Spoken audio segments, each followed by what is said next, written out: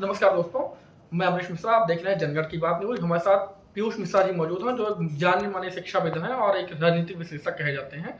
तो 2022 के चुनाव में हम इनकी राय जानना चाहेंगे। सर बताइए, 2022 के चुनाव पे आप उत्तर प्रदेश में आपकी क्या राय है? धन्यवाद अमरीश जी। जैसा कि 3 चरण के चुनाव बीत चुके हैं और आज तीसरे चरण का भी मतदान हो गया है। मतदान प्रतिशत को लेके ये देखते हुए ये दोनों दलों का जैसा अपना दावा है कि अब 3 चरण के चुनाव में वो शतक पार कर चुके हैं जी।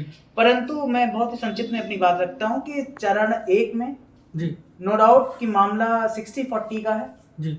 और चरण 1 में आपको भाजपा जीतती हुई दिख रही है या सपा जीत रही है? मेरे व्यक्तिगत अनुमान से ये कहते हैं कि मुझे 56 सीटों में करीब 36 सीटों पे मैं देख रहा हूँ। अब देखिए, अभी कई लोग इस पे अपने अलग अलग राय रखते हैं, लेकिन मेरा ऐसा मानना है कि 36 सीटें ऐसी हैं जिन पे बीजेपी का प्लस कह सकते हैं, बीजेपी की बढ़त है, और 20 सीटें ऐसी हैं जिस पे गठबंधन हावी है जी। अब कई लोग कहते हैं कि सपा बसपा, आपने बसपा को सीटें नहीं दी, तो बात यह है कि सर इस बार के चुनाव में बसपा सच में बहुत ही बैकफुट पे दिख रही है और इसलिए मैं बसपा को कोई सीट नहीं दे रहा। अब बात हम ये कर रहे हैं कि दरअसल हम लोग मौजूदा इस समय जो केंद्र बना हुआ है, हम पहुंच जाते हैं करहल पे, गोरखपुर न जाके करहल पहुंच जाते हैं, क्योंकि गोरखपुर योगी जी का दबदबा रहा है। हालांकि हम करहल पे देखते हैं कि करहल पे क्या सपा कमजोर दिख रही है आपको? क्या नंदीग्राम जैसी स्थिति बन रही है? देखिए, करहल की सीट को लेके सबसे पहले जब शुरुआत में जब एसपी सिंह बघेल को वहां पे भेजा गया था, तो भाजपा कहीं ना कहीं ऐसा माना जाता था कि भाजपा को कोई प्रत्याशी नहीं मिला और उन्होंने एसपी सिंह बघेल को अपने संकट मोचक के रूप में डाल दिया है।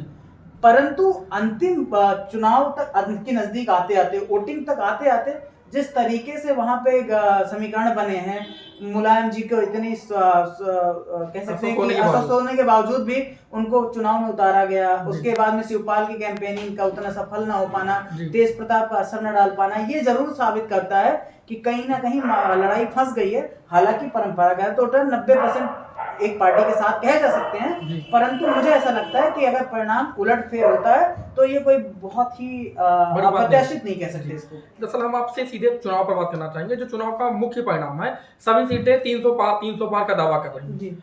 आप कहां तक देखते हैं कि बीजेपी कहां तक जा रही है? आपके व्यक्तिगत मत के अनुसार बीजेपी कहां पहुंच रही है और समाजवादी पार्टी कहां पहुंच रही है? देखिए, मैं आपको बताना चाहूंगा अमरीश जी की 403 सीटों की जहां तक बात है जी, मुझे ऐसा लगता है कि बीजेपी 325 सीटें इस बार शायद न जीत पाए, क्योंकि कई कारण हैं उसके, और उन कारणों को मैं ध्यान में रखते हुए मैं ये जरूर कहना चाहूंगा कि बीजेपी, अगर मैं कहूं पूर्वांचल और बुंदेलखंड और 6 चरण के मतदान को जोड़े जाएं अगर, तो मुझे ऐसा लगता है कि बीजेपी आराम से पूर्ण बहुमत की सरकार अकेले बना लेगी। बीजेपी प्लस गठबंधन, जो उनका निषाद पार्टी और अपना दल, और मुझे लगता है कि बीजेपी 250 सीटें जो है 252 सीटें के आसपास वो आराम से जीतते हुए दिख रहे हैं अभी के फिलहाल के प्रदेश में। अगर आखिरी चरण तक आते आते कोई ऐसा उलटफेर नहीं होता है तो मुझे लगता है कि बीजेपी दोबारा से सरकार बनाने में और यहाँ के सारे समीकरणों को ध्वस्त करने में कामयाब रहेगी। धन्यवाद पीयूष जी। अभी हमारे साथ बात कर रहे थे पीयूष मिश्रा जी।